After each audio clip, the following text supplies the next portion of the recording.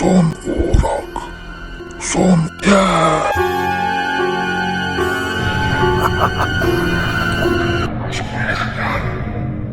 Merhaba arkadaşlar, kanalıma hoş geldiniz. Ben Bayram Şimşek.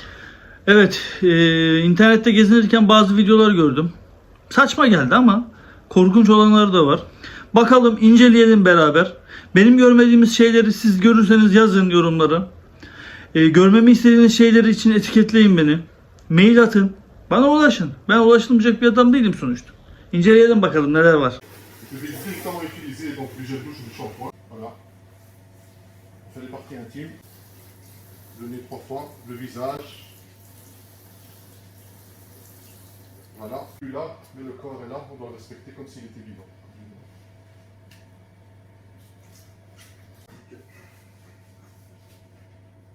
Côté gauche. Beğenmedin mi? Beğendim. Şimdi gördüğünüz gibi ufak kesitlerle size izlettim. Evet, videoları inceledik. Güzel şeyler var.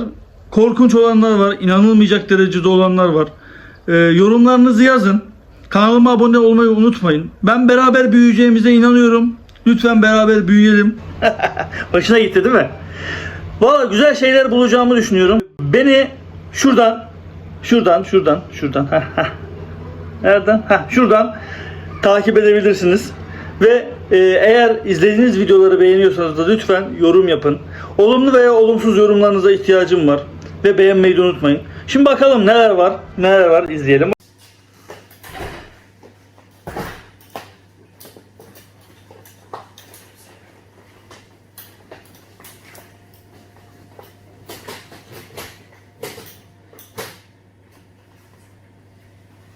Voilà, Inch'Allah, bismillahirrahmanirrahim, salatu salam ala Rasulillah, wa ala alihi wa sahbihi wa man wala.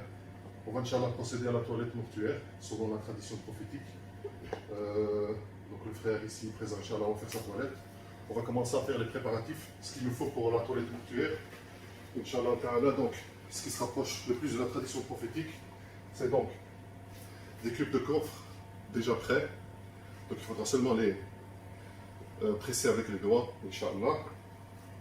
Donc le cidre moulu, le cidre c'est du jus en français, donc ça c'est du cidre moulu, c'est ce qu'on va utiliser pour la deuxième toilette. Je vais expliquer ça Inch'Allah au fur et à mesure de la toilette. Donc voilà, on va utiliser donc du cidre,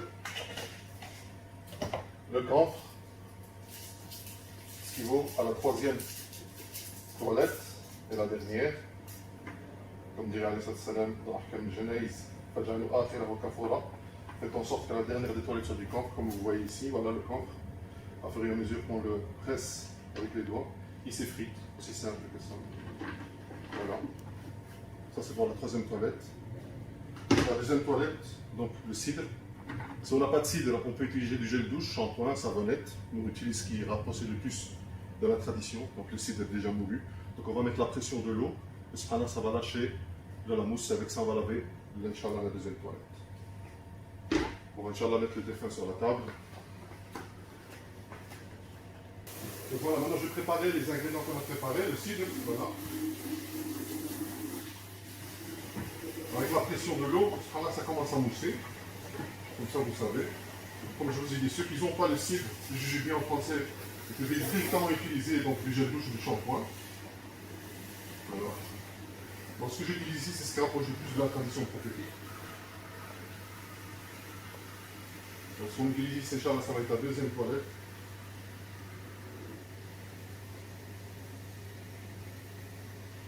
Donc la procédure de la toilette mortuaire, on a mis le défunt sur la table, donc le labo, la table d'autopsie. On a dénudé de ses vêtements. On a protégé, donc la protection de ses parties intimes pour l'homme, c'est du nombril jusqu'au genou. Pour la femme qui lave les femmes, c'est du cou jusqu'aux chevilles. Donc la femme n'a pas le droit de laver la femme, poitrine à l'air, genou à l'air, tibia à l'air. Donc c'est vraiment du cou jusqu'aux chevilles. Donc ça, les femmes qui lavent les femmes savent.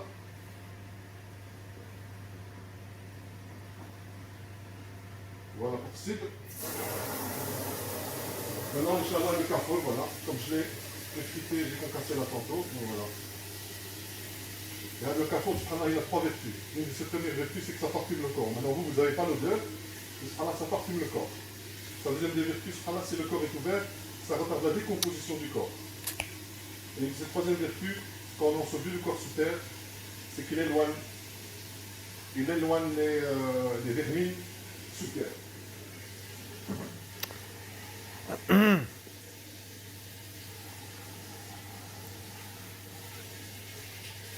Donc je vous ai expliqué par rapport à la sutra. Alors, par rapport à la sutra, la première toilette, c'est quoi la procédure? Inch'Allah, donc on la step, la femme du cou jusqu'aux chevilles. On fait la première des étapes, c'est l'istinja, donc les parties intimes, comme pour la prière. Comme pour la prière. Ouais. Voilà, on a préparé donc, notre matériel. Maintenant, je vais vous expliquer Inch'Allah en seconde mesure. Voilà.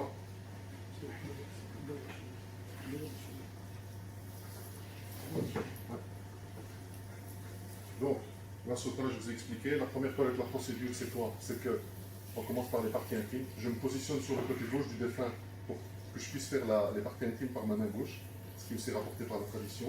Donc voilà, on fait les parties intimes. Puis les ablutions comme pour la prière. On va faire les ablutions, la main droite, main gauche, la bouche, le nez, le visage, la main jusqu'au coude, et puis le pied droit, le pied gauche parfois. Une fois qu'on a fini, on fait la première toilette avec de l'eau pure, le massafi, c'est la même procédure que Ghusl Janaba ou la Ghusl Jumu'ah.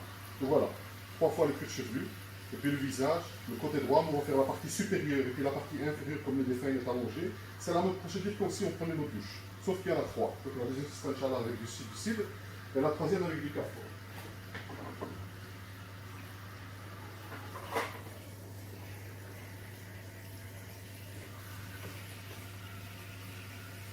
Donc voilà, on utilise un gant de toilette, par respect pour le défunt, donc on n'a pas le droit de toucher ces parties intimes directement avec nos mains. On commence. Voilà. On fait les parties intimes, bien comme il faut, entre jambes. Ces parties intimes sont postérieures. On regarde le gant, donc il n'y a rien qui sort. Donc c'est bon, on peut s'arrêter là. S'il y a quelque chose qui sort, on doit. Donc, mon assistant ici, il doit relever le corps et moi je l'obstrue avec la ouate. Donc il n'y a rien qui sort de l'orifice anal. Mais comme là il n'y a rien, machallah, donc on commence. Bismillah, les ablutions. Parfois la main droite.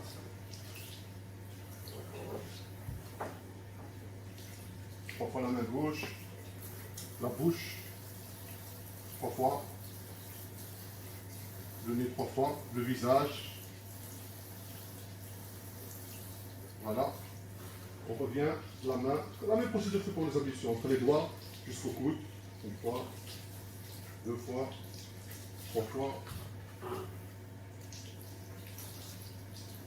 À gauche.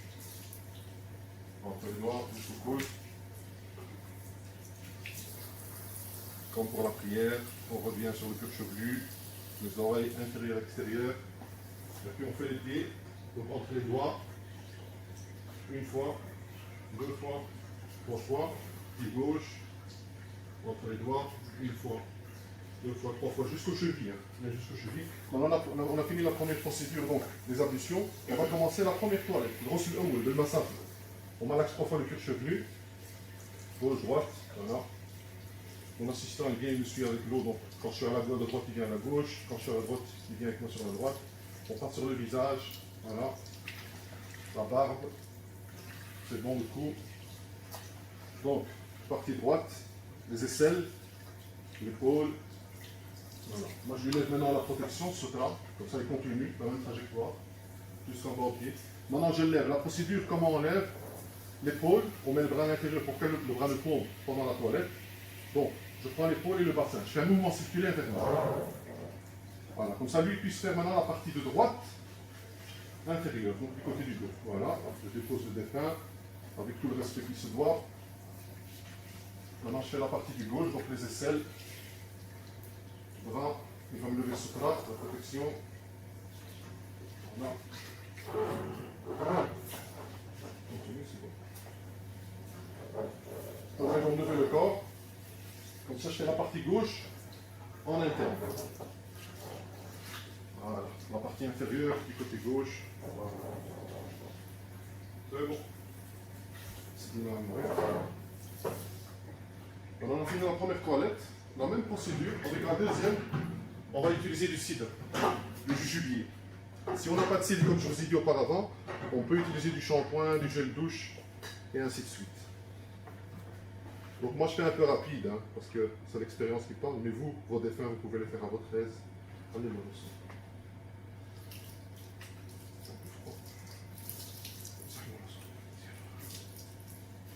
Allez, c'est la deuxième toilette, la même procédure, voilà, entre les oreilles, le visage. Voilà, c'est bon. Le cou, remets-le là, mieux. Fais-le là. Voilà, côté droit, toujours la même procédure, voilà, stop, on le bras. Tendez à l'eau les aisselles, voilà.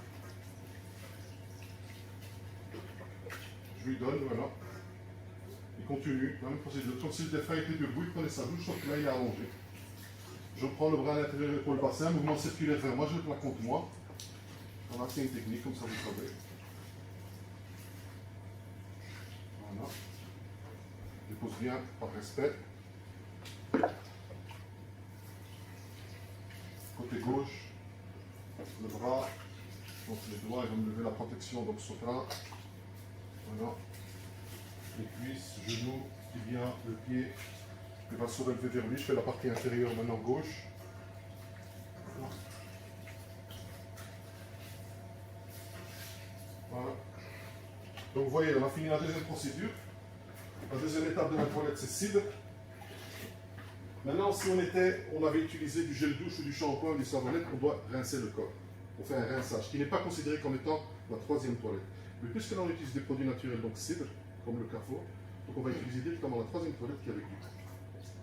Comme je vous ai dit.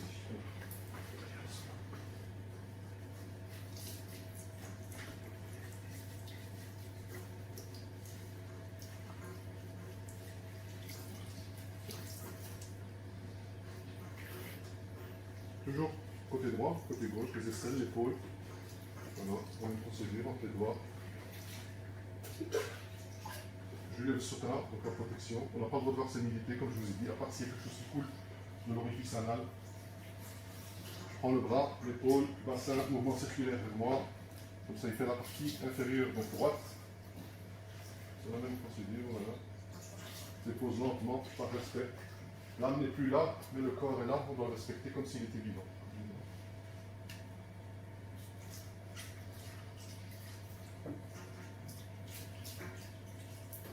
Donc vous avez vu, machallah, la sunna, la tradition. Celui qui se maintient à la tradition se prend c'est que de la facilité. Maintenant, si on venait d'arriver, on va se dire que la toilette n'a même pas encore commencé. On est déjà à la dernière toilette, donc à la troisième. On n'est pas là pour faire une course contre la montre, mais pour vous dire que machallah, celui qui se maintient à la tradition, il a que la facilité. Voilà. On a fini la toilette. Maintenant, normalement, on ne l'éponge pas, on le laisse sécher. Si on était dans un état islamique, je veux dire avec la chaleur et tout ce qu'il y a, c'est on le laisse sécher, mais ici, on va Inch'Allah le tamponner. Comme ça, il est un peu sec. Alors, toujours la même procédure, hein. Droite-gauche. On prend le dos. Je m'exprime directement en français pour faire court, hein. Comme ça je ne parle pas en arabe en français. Comme ça, Inch'Allah, la majorité des gens peuvent en profiter de cette vidéo, que ce soit la première.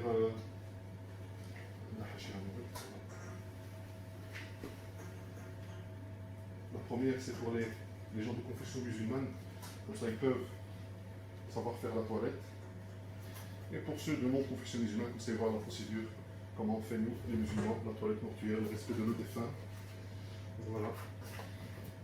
Et aussi une chose à savoir que quand il y a un de nos défunts qui décède, ce qui est rapporté dans la tradition la plus authentique, c'est les proches qui doivent laver leurs défunts, comme c'est les proches qui doivent prier sur leurs défunts, comme c'est les proches qui doivent vraiment ensevelir, je veux dire, leurs défunts sous terre. Voilà. Maintenant, Inch'Allah, on va utiliser le linceul. Voilà. Ça, c'est un rouleau de linceul. Je vais vous expliquer la procédure. Maintenant, le corps, c'est un corps simple. Il fait plus ou moins 1m60, 1m70.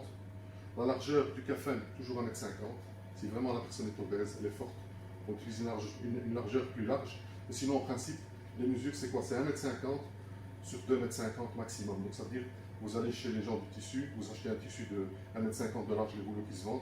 Sur 7m50, vous coupez ça en 3, et voilà. C'est aussi simple que ça. La seule chose qu'il faut savoir, c'est que, même si encore une fois, la tradition veut que les kafans soient encensés. Encensés quoi? On doit mettre donc, de l'encens et le bakhar. Mais comme ici on a avec détecteur d'incendie et tout, il vaut mieux éviter, pas de problème. Donc moi ce que j'utilise l'encens liquide. Donc j'utilise le pror liquide, donc le oud ou bien le musc ou n'importe quoi. J'utilise le pror liquide. Avec ça, je parfume donc le linceul. Donc maintenant, j'ai vu la taille un peu plus ou moins du défunt. Qu'est-ce que je vais faire? Ça aussi, c'est l'expérience qui parle. Donc moi, ce que je vais faire, je vais couper plus ou moins 1,50 m. En 3 parties. Ça aussi, c'est la tradition. Donc 3 étoffes bien distinctes pour les hommes. Il y a une version qui dit 5 parties pour les femmes. Mais on va s'arrêter à 3 parties pour les hommes comme pour les femmes.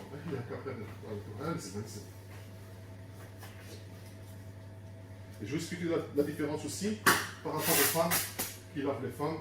Il y a une dernière étape qui diverge de l'étape des hommes. Le fait de... On va parfumer déjà le corps. Je suis un peu rapide, hein, comme ça, Inch'Allah, pour profiter le maximum, que la vidéo ne soit pas trop longue. Voilà, la procédure. Normalement, là, on a le khor, on a le majmar, on le bakhar à la maison. Mais puisqu'ici, avec les techniques dans les hôpitaux et dans les labos et tout, donc nous, ce qu'on fait, on utilise le khor liquide, donc voilà, sur toute la surface. Voilà. C'est la première partie. La deuxième partie, maintenant, ceux qui n'ont pas le khor, ou ils viennent d'avoir un décès, ils ont le tissu, tout, ils peuvent utiliser du parfum. Donc, c'est seulement, c'est pas une obligation. Il est meilleur de s'occuper de nos défunts comme il se doit, car demain, nous aussi, on sera à leur place. Et on aimerait bien qu'il y ait certaines personnes qui viennent s'occuper de nous comme ils le font. Donc voilà, moi je dois faire sur toute la surface. Vous n'avez pas besoin de faire ça rapidement comme nous on le fait. Voilà. On prend bien les 3 parties ensemble. Normalement, là, j'ai épongé le défunt, mais avec la procédure de mettre le kafan et l'encensé, normalement, il sera déjà sec. Donc voilà, maintenant, je vais le retourner jusqu'à la moitié, donc jusqu'à plus ou moins 75 cm. Voilà, c'est le giroflant. Maintenant, il faut savoir aussi, alhamdoulilah, notre religion est structurée. Donc maintenant, comment on met le kafan? On met le kafan sur le côté droit du défunt. C'est son vêtement. Nous, quand on s'habille, on commence par la droite. Quand on se déshabille, c'est par la gauche. C'est son vêtement. Donc je vais venir le rabattre sur son côté droit. Voilà. Je centre bien donc une distance au niveau des pieds et de la tête. Voilà. C'est bon. Maintenant, voilà. On n'a pas besoin de se tracasser la tête. Voilà. Il déroule, aussi simple que ça. Voilà. On a fini. Le défunt, il est bien centré. Il est dans son linceul. On l'a mis sur son côté droit. Il reste une dernière étape. C'est on parfume le corps. On parfume le corps où ça? C'est les 7 parties de prosternation. Donc le front, le bout du nez, la main droite, main gauche, genou droit, genou gauche, pied droit, pied gauche. Donc voilà. Main droite je veux dire, main gauche, genou droit, genou gauche, le pied, la plante des pieds, le haut des pieds, voilà, c'est le oud. Maintenant, la différence avec les femmes, c'est le linceul, il est le même. Sauf la sutra au début, donc elle doit être protégée du cou jusqu'aux chevilles. Et la différence qu'il y a avec les femmes, c'est que si la femme, la défunte qui est morte, elle a des cheveux, assez de cheveux, donc celle qui lave, elle doit lui faire des tresses au niveau des cheveux. Comme le professeur sallam, il a en disant, il faut lui faire des tresses à sa fille. Donc, ce qu'on fait maintenant, la femme, elle doit faire des tresses. 3 tresses. Donc, une sur le côté droit, une au milieu et une sur le côté gauche. Et une fois qu'on fait ces tresses, on les rabat. Donc, on fait les tresses, on les rabat par-dessous la tête. C'est la seule différence entre l'homme et la femme. Sutra et les tresses à la fin. Le parfumage, tout est identique. Comme il y a 3 étapes, on rabat la première. Donc, là, la sutra, on l'a jusqu'à la dernière étape. On n'a pas le droit dans ces parties intimes, comme je vous ai dit. À part en cas de nécessité vraiment absolue. Donc voilà, on va l'embaumer comme s'il se doit. La sutra, comme vous voyez, jusqu'au dernier instant. Voilà. On rabat maintenant le côté gauche. Voilà. La même chose, côté gauche. On vient compresser les pieds ici. Voilà, tac. La deuxième partie, la même procédure. Pour les femmes ou pour les hommes, elle est identique. Côté gauche. La dernière.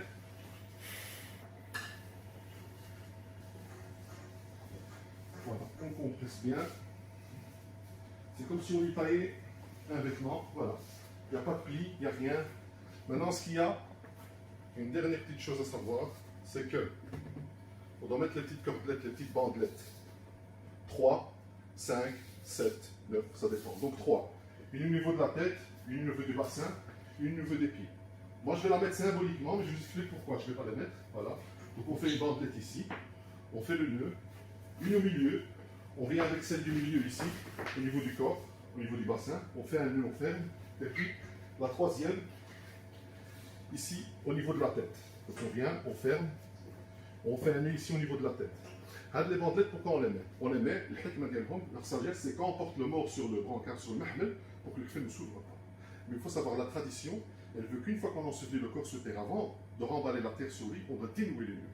Mais comme ici on est en Belgique, et le corps va partir dans son cercueil, parce qu'il veut être rapatrié dans son pays d'origine, donc on ne met pas les bandelettes. Parce que qui va les dénouer dans le cercueil? Il n'y aura personne, donc on ne les met pas. Maintenant, s'il y a des familles qui veulent retirer le cercueil au pays, on les mettra, mais ils prendront la responsabilité de les retirer une fois qu'ils ont ouvert le cercueil. Et si jamais ils ouvrent pas le cercueil, voilà. Sinon, si c'est une inhumation locale ici en Belgique, là on met les bandelettes, comme ça, Inch'Allah, quand on va le retirer, on va l'enterrer directement dans le sol, dans la terre, et là, avant de fermer la tombe, on pourra d'inhumer. Maintenant, je ferme bien son visage, comme ça vous voyez. Droite-gauche, droite-gauche, droite-gauche, droite-gauche, comme je l'ai dit. Une bandelette ici, et voilà. La toilette mortuaire est clôturée. Allah yatakabbel min jami'a. Esselamu aleyküm ve rahmetullahi ve berekatuhu. Evet, videoları inceledik. Güzel şeyler var. Korkunç olanlar var. İnanılmayacak derecede olanlar var. Yorumlarınızı yazın.